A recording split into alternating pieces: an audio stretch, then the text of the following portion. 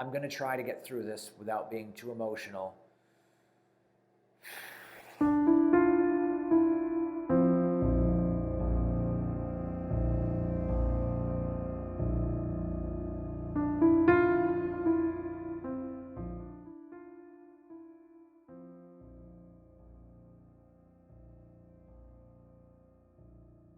What's going on, guys? Welcome to the channel. I'm doing something a little different here. I'm touching base on a story in my life that I've never talked about on YouTube yet until now, and I'm hoping you stick with me through the whole video.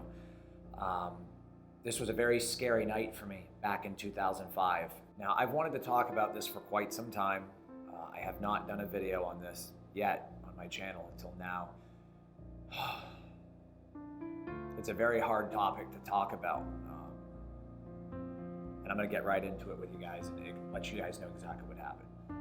I'm lucky to be alive after the events that took place back in 2005. This was a very scary situation to be in, and I'm going to try to go over these details with you guys without getting, too emotional over this, because this was really one of the toughest nights of my life as far as danger or the possibilities of dying or getting seriously hurt. I hope you'll stick with me through this entire video. I'm gonna explain to you guys a very serious event that occurred in my life. I had taken a vacation to go to Canada. It's for a very big car show.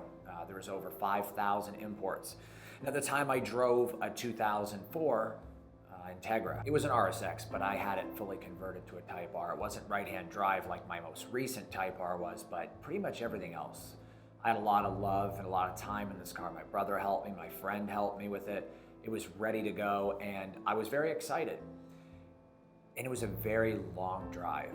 We drove up I-95, cut across 64, went up 81, all the way through New York, and it was summertime. It was beautiful. And the mood was great. I was looking forward to it. My friend was looking forward to it, and it was a very good road trip. We went to a nice party up in Canada, had a blast, and then the week of the car show came around, things took a really weird twist, and I ended up staying in Canada longer than I should have. I was only supposed to be there for 2 weeks, and I ended up staying for a month and a half, which I should not have done. This crazy part about this is it was late at night, probably 10 o'clock on a Saturday night, maybe 11. I wasn't supposed to be going anywhere that night. It was definitely a wrong decision.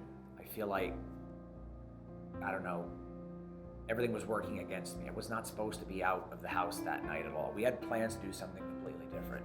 And somehow I ended up at Taco Bell, of all places, to get something to eat. And we were going to the drive-thru when my friend noticed that there was a Nova behind us. A 65 two-door box Nova right behind us. And my friend was real chill. He really didn't care either way. I noticed him there, and I knew this guy was gonna try to egg me on, because a lot of muscle cars will egg on the imports. And I was trying to avoid the inevitable, which was racing the Nova. I knew this was gonna happen. I could just feel it. It didn't feel right. So I told my friend, let's just get out of here.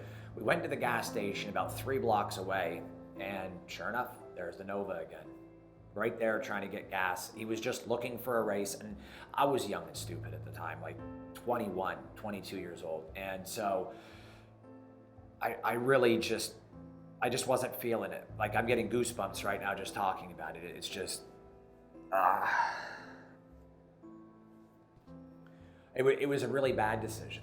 It really was. It was just not what I was supposed to be doing or where I was supposed to be at this time in my life. And somehow, after getting gas, we pulled out and we went down the main street, which was really huge, to be honest. It was 3 lanes in each direction. The speed limit was 80 kilometers an hour, which is like 50 miles an hour, 45, 50. So it was a rather large road, and it was empty. We pull out of the gas station and leave, and the Nova's getting gas. He's still pumping. We head down the road. I'm doing about 80 kilometers an hour, which is about 50. So I was doing the speed limit. We were in no rush. But about 45 seconds later, the Nova comes flying up behind me. So I knew right then and there this was a very bad decision, but knowing me at the time, I wasn't gonna turn away and turn down a possible race. It was the worst decision I ever made in my life. I get the chills right here just thinking about it, because at that point in my life, I could have made a decision not to do it, but I did it anyway. I just knew it was gonna happen. My friend looked over at me and he was like, hey, you don't have to do this. And I was like, no, I mean, it's just a little bit of fun. So he honked, and on 3 we went, and I started to pull away. I had about 400 wheel horsepower in this Integra. The car was light, there was no back seats. It was probably about a 2 to 3 car length for me, and I was pulling away pretty hard. And I just kept going. And I wanted to gap him so bad. I just continued to push. But that's when things get really rough. And it's really hard to talk about it because at that moment I thought I was gonna die. Someone had pulled out in front of me, and I only had maybe, at the absolute most, 150 feet to stop and go from the speed I was at to 50 miles an hour. And I hit the brakes as hard as I could, and the ABS was kicking in, and the car wasn't stopping. And I made a decision to move over to the left lane to try to go around. Unfortunately, the Nova was not a very experienced driver, and instead of moving over with me, he drove right into my rear end and clipped me, and he went off into the center lane. When I got hit, I lost control of the car, and somehow when I looked up, because this was all happening so fast, and I hear this, just the screeches of the tires, and I'm kind of like holding onto the wheel. And when I look up at the windshield, I'm looking face to face with the lady that I almost rear-ended. Somehow I had spun all the way around in front of her because I got hit so hard from the Nova that I was staring her in the face, going sideways and backwards. And I looked over, and there was a creek about 150 to 200 foot drop, and then looked right over and was going right into the guardrail. And I will never forget that sound. I will never forget that sound of the crunching, the breaking glass popping. It was the most horrific sound I had ever heard in my life. And I went right over into the guardrail. I hit the guardrail, and I don't remember anything that happened after that. I was out of it. I was totally out of it. Like, I was awake. I wasn't knocked out or unconscious, but I feel like, I just feel like this wasn't really happening. It was like a dream. I don't know how long we sat there for, and I thought maybe we were seriously hurt and just didn't know it. It turns out my friend wasn't hurt, thank God. I looked over at him and I apologized to him. I said, "I'm sorry this happened." He says, "Don't worry, bro, I just hope you're okay." And I said, "Are you okay?" And he said, "Yeah, I'm just really mad that my fucking CD broke." That's what he really said, his CD. He threw his CD, like chucked it on the floorboard of the car because he was so mad his CD was cracked, it was in his hand. And I said, "That's the least of your concern, buddy. You're still alive. I can't believe this happened." And he asked me if I was okay, and I told him I don't know. I said, I don't know if I'm in shock. I don't know if, I am hurt and just don't know it. And then after talking to my friend, I looked back up at the windshield and realized my car was in the center lane. So my car had bounced off the guardrail all the way back into the other lane. So that's like a 20-foot jump right there. So the car bounced off the guardrail all the way back into the second lane going towards the center lane. So we were kind of facing 180 degrees from the guardrail in between lanes 1 and 2. And I don't remember how that happened. All I remember was hitting the guardrail, and then we're already over close to the center lane, in the middle of both lanes, pointed in the opposite direction. This car then rolls up to us and says, "Hey bro, I really love your car. I hope you're okay. I saw you at Taco Bell. I've seen your car around town and at the car show a few months ago, and it's such a sweet ride, and I heard the accident, so I wanted to come check on you." And I said, "Bro, I think I'm fine. I just don't know." So he got out, opened the door for me, and I got out and started walking around, and I realized, thank God, I was okay. There was nothing wrong with me whatsoever.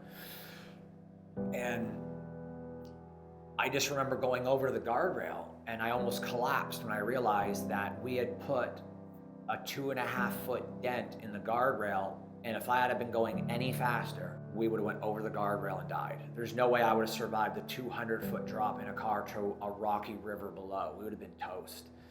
So my friend gets out and he hugs me, and we're totally fine. Like, we may have something going on as far as stress, but like we definitely aren't hurt physically. I made the phone call to get picked up, and my brother arrived with my father, who was also in town, and they picked me and my friend up. It was a very stupid decision to fix a car with this much damage because it gave me so much trouble down the road. Like, I had to straighten the frame twice to get it right. because you have to cross hatch the frame to actually measure. You're supposed to measure from post to post in an X fashion, from the pillar to the front of the rad support. There's all kinds of measuring. It wasn't done right. And in the coming weeks, I found out I actually was injured in that accident. I had a pinched nerve in my shoulder. I couldn't move my shoulder for 6 months. I could not scratch my back. I'd get a shooting pain in my shoulder. My front or rear delt had a pinched nerve. And for several months I suffered with that, but it was definitely well worth it to be able to walk away pretty much unscathed at all. And I have God to thank for that. And I was very fortunate. It was a very stressful time, and I am very lucky to be alive. Every time I line my car up, that day flashes before me every single time, and I wonder if something might go wrong. A flat tire, a rock in the road. At high speeds, the smallest things can make the biggest differences. It really can change your perspective on life. This was very hard to get off my chest, so thank you for sticking through this video with me. And if you know anybody who would enjoy this story, share it with anyone you know, your friends, family. Have you guys been through anything like this before? I'd love to hear your story as well.